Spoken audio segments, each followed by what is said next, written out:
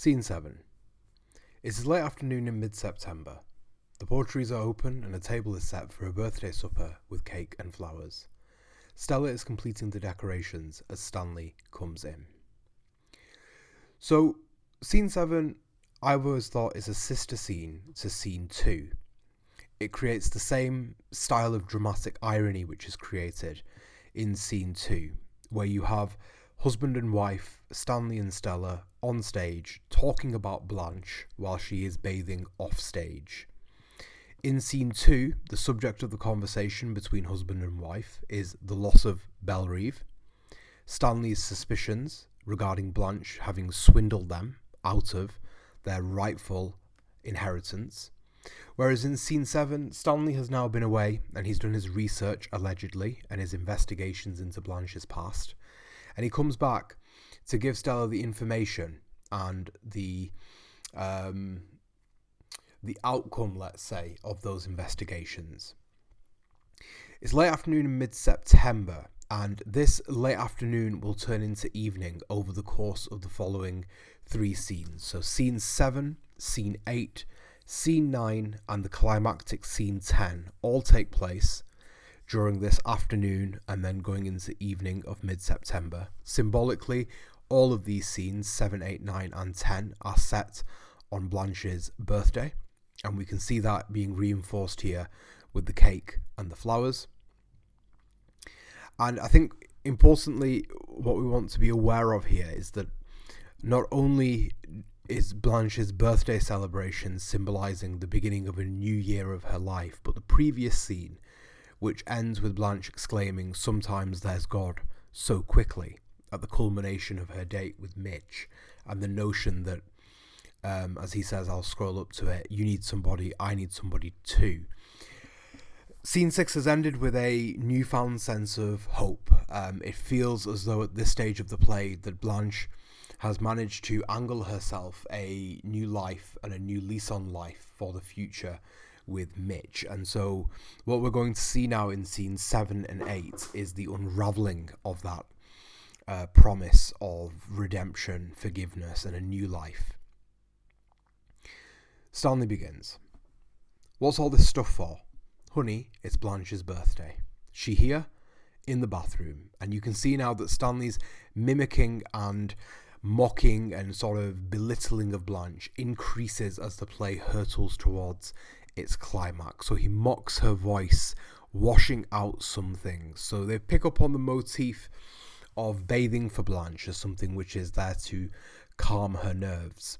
And Stanley's kind of outright contempt for her constantly spills out in interactions with Stella. Stella obviously is quite aware of the fact that Stanley has an agenda towards Blanche, that he doesn't really like Blanche, just as how in scene 4, when he overhears Blanche telling Stella some truths about him, we know that Blanche also has no love lost for Stanley.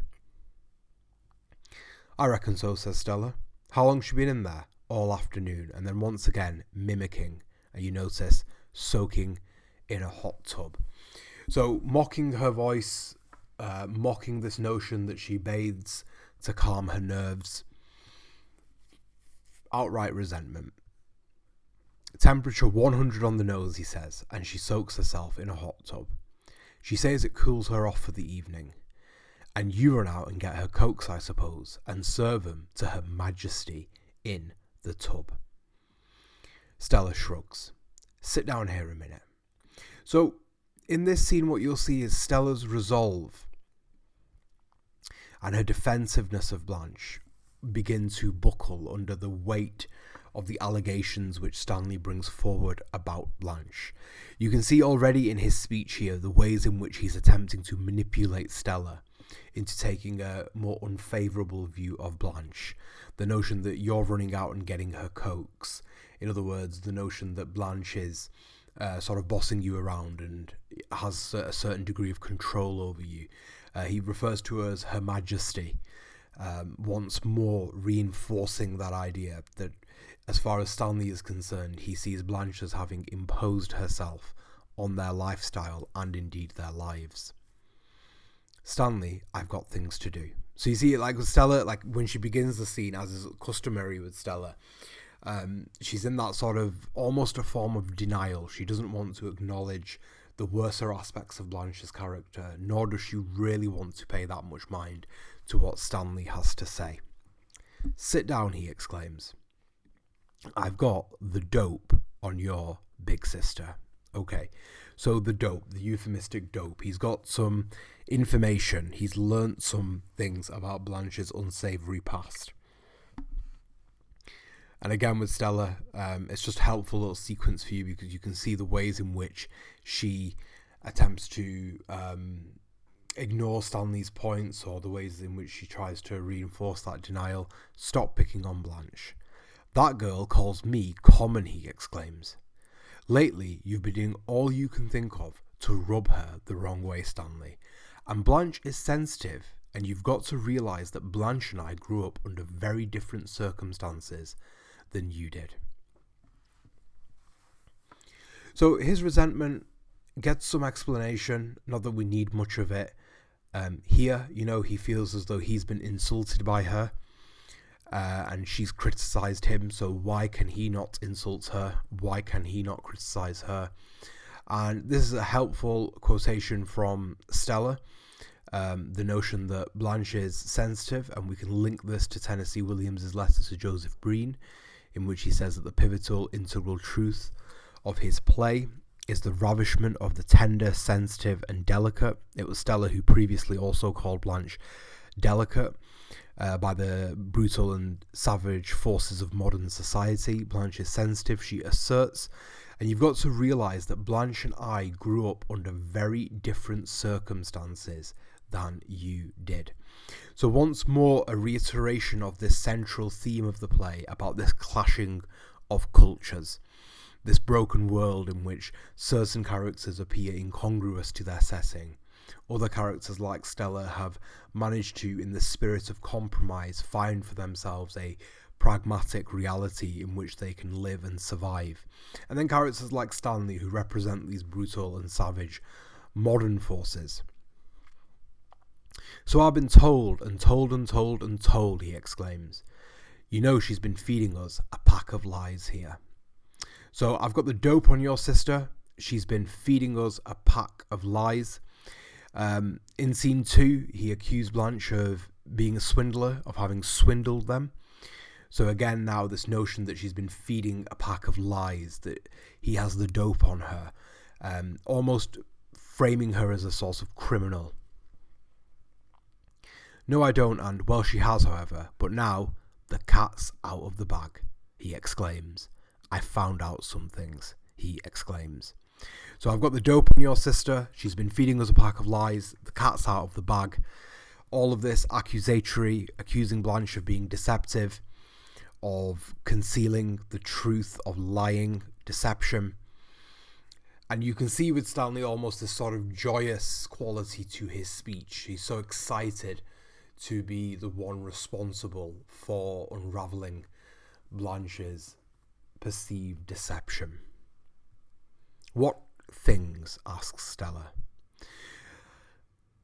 She's curious. What things exactly? Because I think Stella is aware of the fact that Blanche does have secrets and has been concealing things, including from her.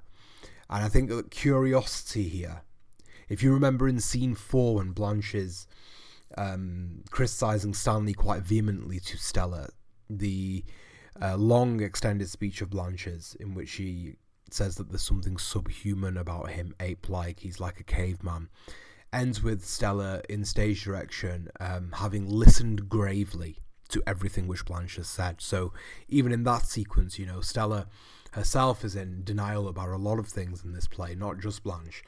And here you can see with her question, you can see that he's what's the right way of saying it? He has sort of stimulated her curiosity. She knows that something's not right. "Things I already suspected, but now I got proof from the most reliable sources, which I have checked on." Blanche is singing in the bathroom, so once more, this dramatic irony which is created by the fact that Stanley and Stella, just like in scene 2, are on stage talking about Blanche. Blanche, meanwhile, oblivious to this, bathes in the background. The audience is aware of the fact that Blanche is there in the apartment, but she's not privy to the details of this conversation. So towards the end of this scene, when she emerges on stage, we'll see that she comes onto a stage in which these two characters know certain things about her that she doesn't know that they know, and so does the audience. "Lower your voice," exclaims Stella. And again, with that contempt with which he treats Her Majesty, he exclaims out some canary bird, picking up on the fact that she's been singing. And whereas at the top of the page, she asked, what things? You can see here with Stella again. "Now please tell me quietly what you think you found out about my sister." And this takes us into Stanley's lie number 1 and lie number 2 sequences. So first of all, we have Stanley exposing lie number 1. He says, and I'll highlight this in yellow for Blanche, "All this squeamishness," he says, "that she puts on. You should just know the line she's been feeding to Mitch. He thought she had never been kissed more. He thought she'd never been more than kissed by a fellow. But Sister Blanche is no lily." Let's get rid of that. "Ha ha," he exclaims. "Some lily she is." So Sister Blanche, again, picking up on that idea of her presenting herself in her squeamishness as a nun. He's mocking, you see these outright interjections of haha, the symbolism of a lily, that he asserts that she's no lily, she's not pure, she's not white like a lily, and everything that symbolizes. The first lie is an attempt at unraveling Blanche's reputation, let's say. He is commenting here on her sort of the multiple sexual relations of her past. "What have you heard, and who from?" asks Stella. "So tell me, what have you heard, and who have you heard it from?" "Our supply man down at the plant has been going through Laurel for years." So just to remind you, up here, Stanley said that I got proof from the most reliable sources, and his first most reliable source, allegedly, is the supply man down at the plant. He's been going through Laurel for years, and he knows all about her, and everybody else in the town of Laurel knows all about her. So archaically, to know somebody, especially biblically, that verb to know somebody has connotations, as sexual connotations, and it's being implied here that there's something infamous about Blanche in Laurel. People know about her. They know about her her relationships and her dealings with men. And he says she is as famous in Laurel as if she were the President of the United States, only she is not respected by any party. So he's picking up on this notion that in Laurel at home, Blanche has a terrible reputation due to her sexual identity, her sexual promiscuity, her sexual relations with men. And it's the first attack on what he has termed at the top here, her squeamishness. What Blanche would say was her attempting in the scene 5 to appear prim and proper towards Mitch, what she calls her old-fashioned ideals. And he's deconstructing that construction which Blanche has created for herself to make herself desirable to Mitch. And the Flotel Flamingo returns to us. It was first mentioned, if I am not mistaken, in scene 5, which then ends with the young collector. This supply man stops at a hotel called the Flamingo. Meanwhile, Blanche is singing blithely in the background, and again, it's this use of dramatic irony. So as these revelations, let's say, are coming out, Blanche, unaware of them, sings happily in the background because of the way that scene 6 ended. What about the Flamingo? She stayed there too, he says. So the Hotel Flamingo, associated with sort of immoral, lewd, seedy sexual acts and affairs, has a terrible reputation. She stayed there too, the supply man has told him.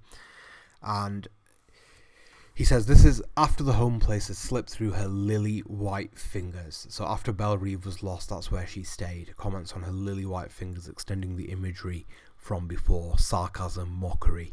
She moved to the Flamingo, a second-class hotel which has the advantage of not interfering with the private lives of the personalities there. So this second-class hotel, in other words, a place where affairs presumably happen. It's not a place that interferes in the private social lives of the personalities there. So it's somewhere where people can go in secret. It has that vulgar, crass reputation. The Flamingo is used to all kinds of going on. But even the management of the Flamingo was impressed by Dame Blanche. In fact, they were so impressed by Dame Blanche that they requested her to turn in her room key for permanently. This happened a couple of weeks before she showed here. So when he says here the notion that the management of the Hotel Flamingo was impressed by Dame Blanche, they were so impressed by her, what he's saying is that Dame Blanche's behaviour, even for the standards of the Hotel Flamingo, was so crass, so vulgar, so irreputable that even the management of the Hotel Flamingo requested Blanche to leave. And Stella instantly, in reaction to line number 1, so let's just recap that quickly.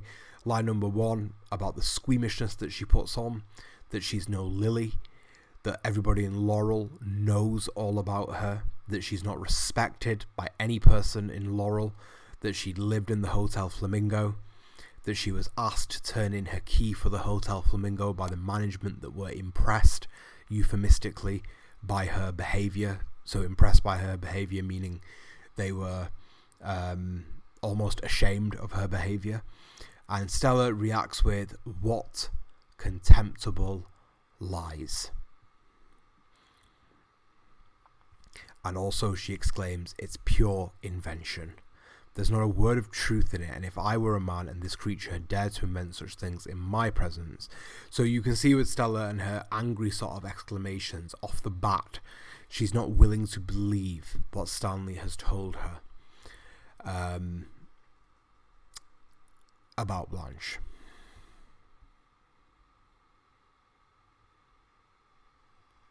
"Honey, I told you I thoroughly checked on these stories. Now wait till I finish." The trouble with Dame Blanche was that she couldn't put on her act anymore in Laurel. They got wised up after 2 or 3 dates with her, and then they quit, and she goes on to another one. The same old line, the same old act, same old hooey. But the town got too small for this to go on forever. And as time went by, she became a town character, regarded not just different, but downright loco nuts. And to the word nuts in particular, crazy, Stella, in the stage direction, draws back. It's as though she's been confronted by a truth about Blanche that she's not been willing to voice or hear. It's quite a nice moment when Stella draws back from his word nuts about her sister.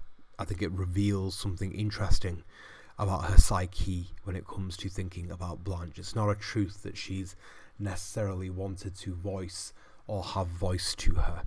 And in this speech here, highlighted in yellow, the notion again of Blanche as having been performing a role is basically what Stanley's getting on, is that she has been manipulating men via sexual favours. Thus is why she's a town character, that she's been manipulating men with sexual favours for her own personal financial gain. It's something approximating that.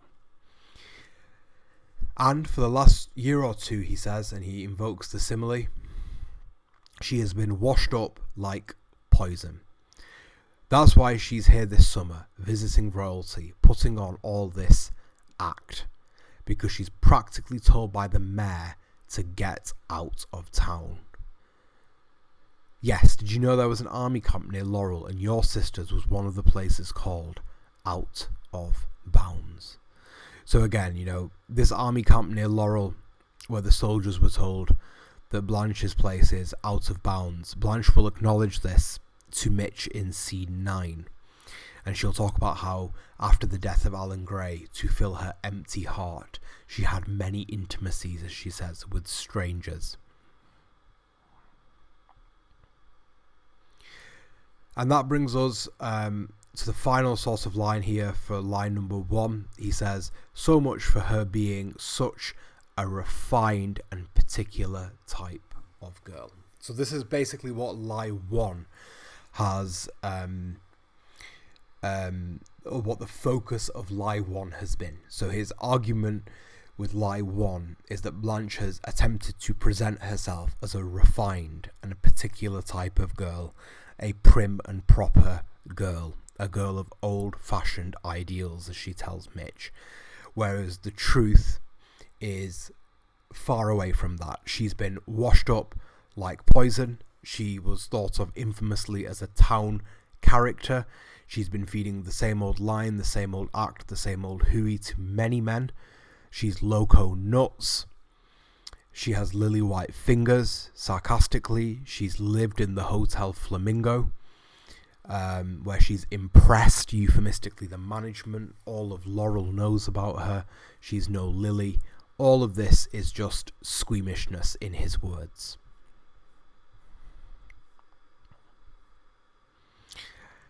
Which brings us to lie number 2.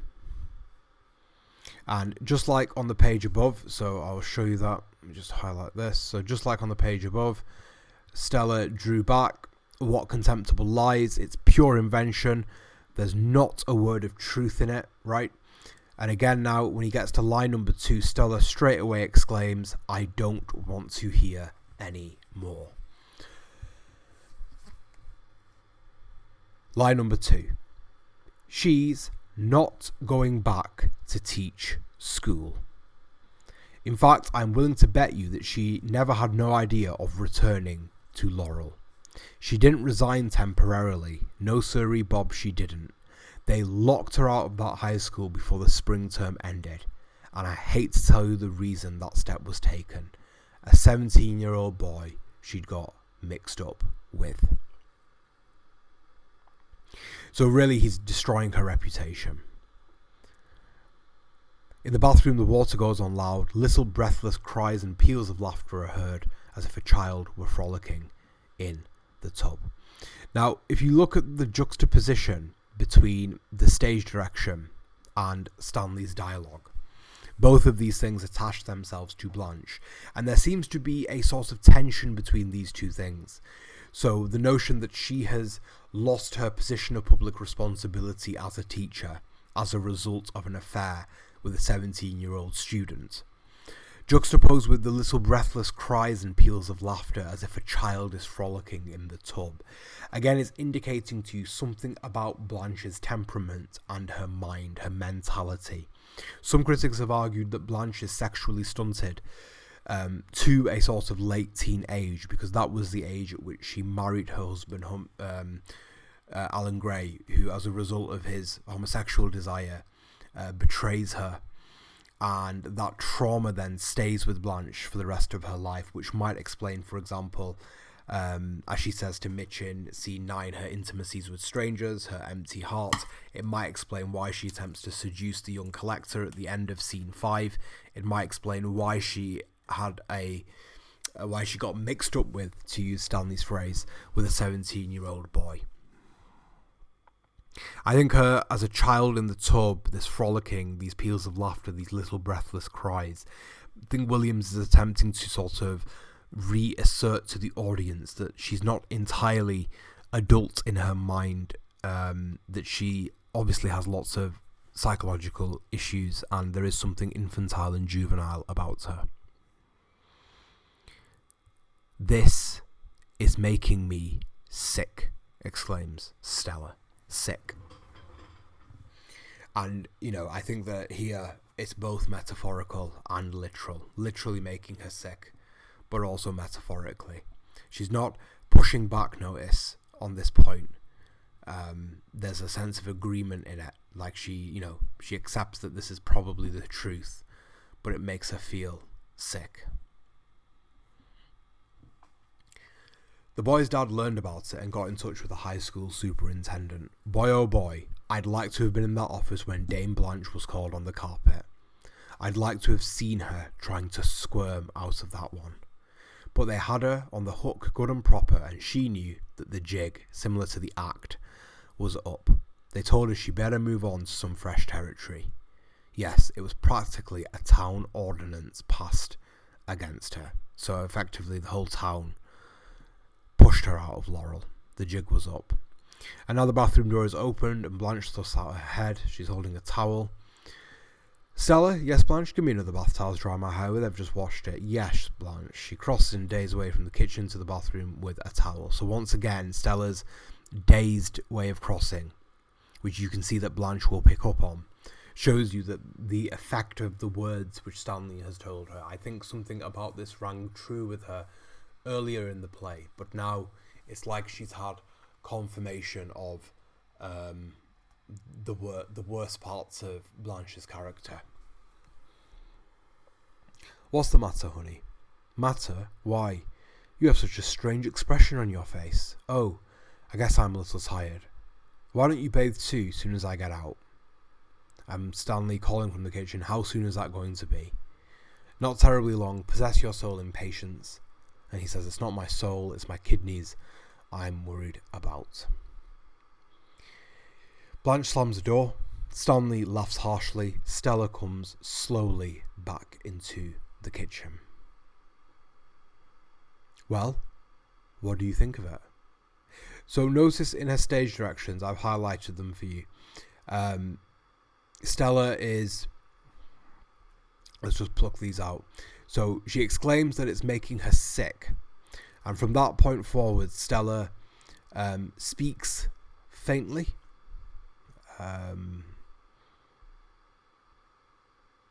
She crosses in a dazed way. She moves slowly. And you'd think that her body language is betraying the idea that, you know, she's realizing that these things about Blanche are probably true. So when Stanley asks her, what do you think about it? Stella fires back in denial. I don't believe any of those stories, and I think your supply man was mean and rotten to tell them. It's possible that some of the things he said are partly true. There are some things about my sister I don't approve of, things that cause sorrow at home. She was always flighty. So before she goes into this little speech here, Stella, which is really important for her character and the way that she thinks about Blanche, I just want you to be aware of the fact that in her speech here, she moves from complete denial from I don't believe all of those stories to it's possible that some of the things he said are partly true. So you can see that she's conflicted between not wanting to believe everything, but she must concede that there is probably some truth to these stories about Blanche. And then from that denial to acceptance into a sort of... it's not necessarily a defense of Blanche as much as it is maybe, I think she attempts to justify. So like when she says, I don't approve of things that cause, I don't approve of certain things I don't approve of, things that cause sorrow at home. And then she uses this euphemistic word, flighty, which is an imprecise, it's an imprecise word. It doesn't quite capture what she's trying to say because I don't think she's fully aware of what she's trying to say. About Blanche, but you'll see that this will now lead to Stella attempting to justify Blanche's behaviour. She says when she was young, very young, she married a boy who wrote poetry. He was extremely good looking. I think Blanche didn't just love him, but worshipped the ground he walked on, adored him, thought him almost too fine to be human. So this is partly where the justifications of Blanche's behaviour and perhaps even her moral degradation begin. with Stella. So I think what she's making the argument of here is that Blanche, as a young woman, had her heart broken and was betrayed. She worshipped, adored, and thought too fine to be human this man, who effectively betrayed her. But then she found out what? This beautiful and talented young man was a degenerate. So William's using Stella here as a mouthpiece to echo the sort of this deeply conservative American society's view of sexually transgressive people, of homosexuals, of people that would be considered immoral, degenerates.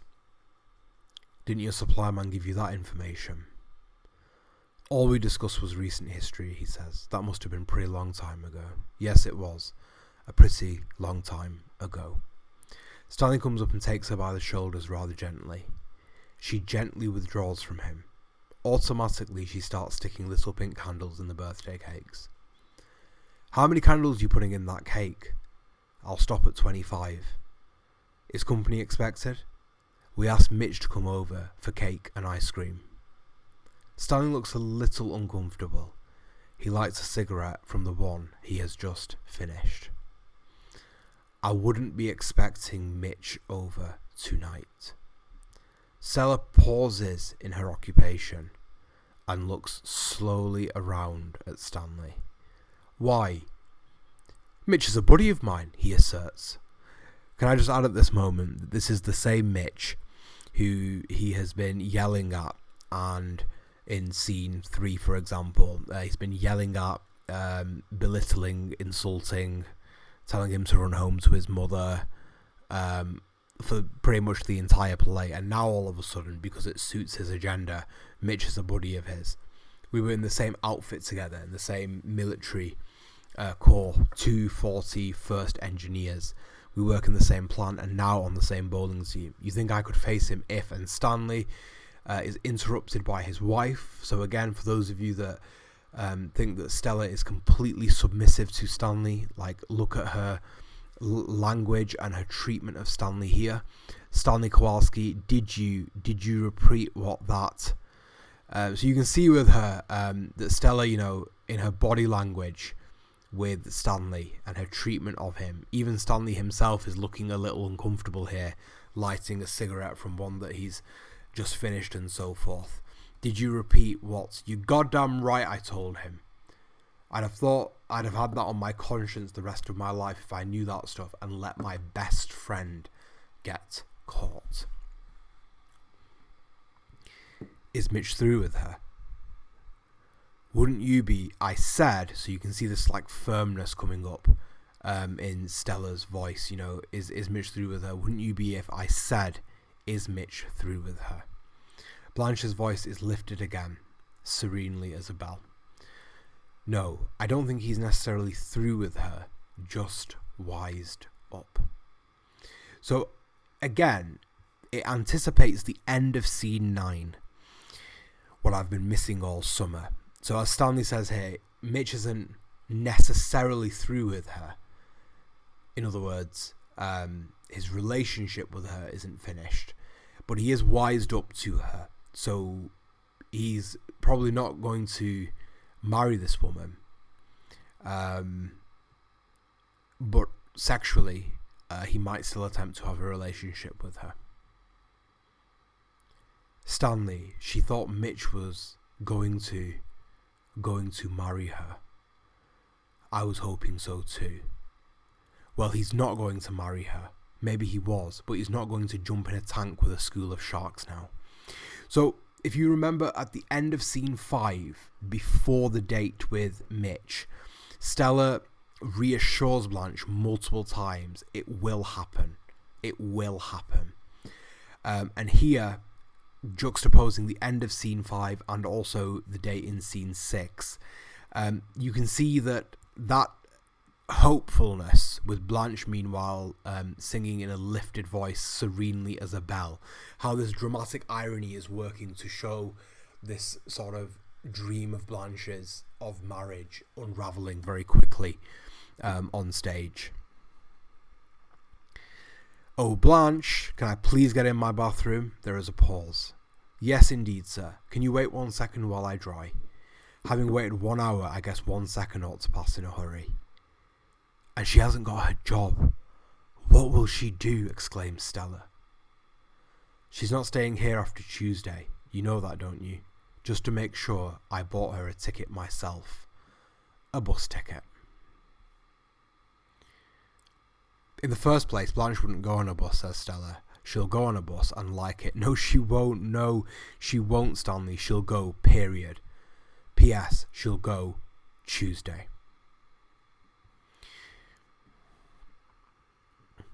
And I think, Stella's reaction says it all. She's helpless. She can't stop Stanley from doing this.